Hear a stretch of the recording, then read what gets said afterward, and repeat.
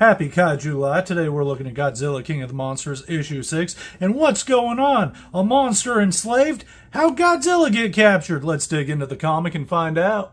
And what an opening page. We're looking at the Essentials black and white volume, along with the original comic book release and those crisp omnibus colors there. I love it so much. Looking so good, but especially appreciating that Herb Trimpe artwork in black and white. Looks so good.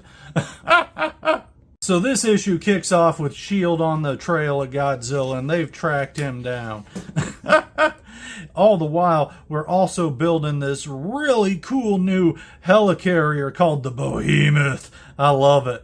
But Godzilla, man, he's real tired after the last 5 issues. He's just tuckered out. He needs to find a giant cave to take himself a nap in. And Gabe is not liking the orders he's getting to just take Godzilla out in that cave. Not that one helicopter is really going to do it. But they decide that they're going to gas him in there. And all the while, we get a bit of a flashback here with tomorrow there with Wu, and we're seeing a little bit of their flirtatious talking, and our main scientist fella goes to show off his details to all the fancy pants tech people for his new anti-Godzilla giant robot, which we're going to be seeing a bit in the future, and even gets his own spin-off that I really need to do some videos on at some point in time. Man, they need to do a Red Ronin collection, I tell you what. But we turn the page and things get a little bit more steamy between her and Wu, but she's got to push him away.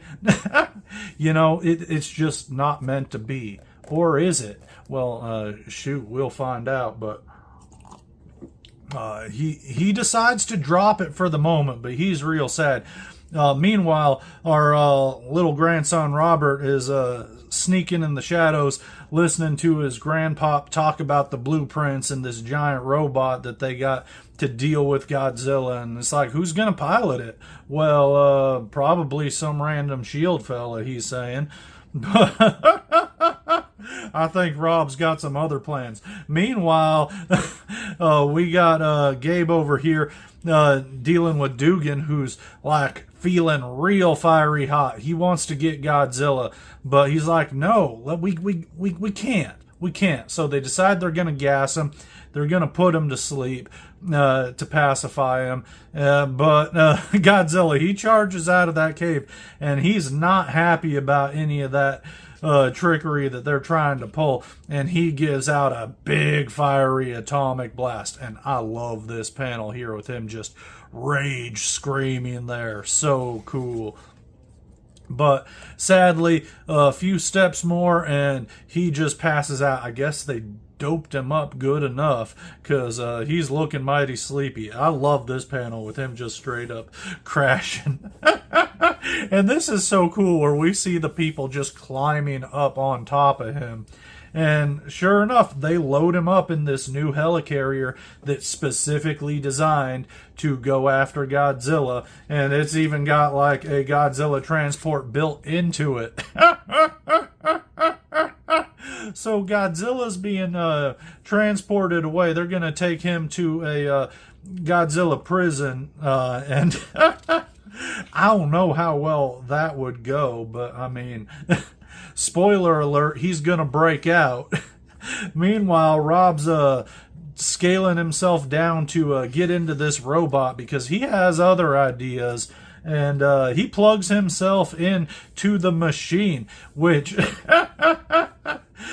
doesn't go quite as planned for him, but he didn't know what he was doing. And as he says, he's just asked enough questions to know what's up, but he doesn't know what everything does. However, as Gabe's contemplating the situation and having himself a nice wistful gazing at Godzilla, he starts to stir and wake up, which is not good. They thought he was going to be asleep for a while still, so Godzilla unleashes that atomic breath that just blast through everything. And I love this final page here where he just bursts through. And I love that the dialogue here that Dum Dum Dugan's saying, where he's just like, don't expect me to sympathize with this thing. I love it. This is a fun issue. This is probably the most easygoing of all the issues. Like, every issue we've been reading, there's been so much fast-paced, action-packed energy. You haven't had a moment to really rest and take a breather, especially if you're marathon reading through the series, or if you're just reading like a stack of comics and you get to this one, and this one is just like, hey, you know what? Let's have a few more quiet moments. Like, come on, let's compare the action in this book to what we've seen before. There's not a whole lot. You count this first page spread here, and then like you got these 2 pages here, so we're at 3 pages, 4 pages of action, 5, 6, 7.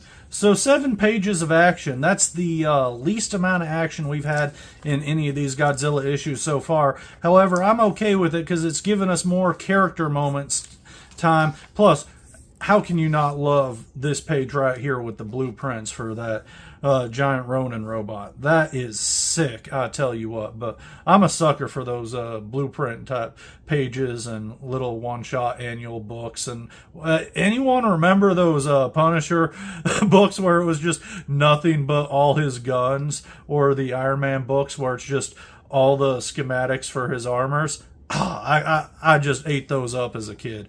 But yeah, this issue, a whole lot of fun. But again, if you're looking for straight up action, it's going to disappoint you a little compared to some of those previous ones. But I think you need that a little bit of break and all that extra character goodness in the book. And I like it. I give this issue a good 7 out of 10 lawn flamingos.